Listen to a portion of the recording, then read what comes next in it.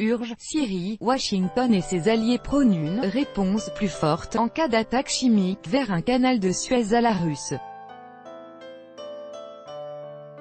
Grâce au changement climatique et à la fonte des glaces, les navires pourraient plus facilement sillonner la région arctique, ce qui présenterait de grands avantages pour la Russie, nous informe The Washington Post.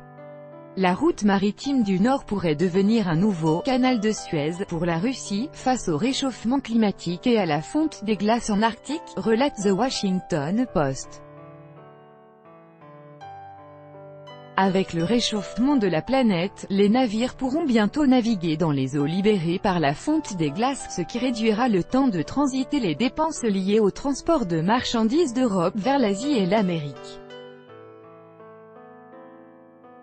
La route maritime du Nord étant pour la Russie une zone économique exclusive, Moscou ne voit pas d'un si mauvais œil la fonte des glaces arctiques.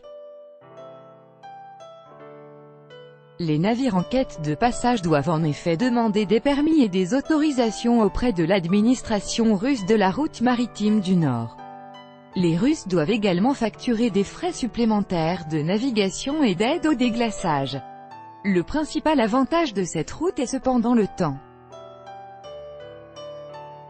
Un navire naviguant de Corée du Sud vers l'Allemagne via le cap de Bonne-Espérance en Afrique du Sud prendrait en moyenne 46 jours.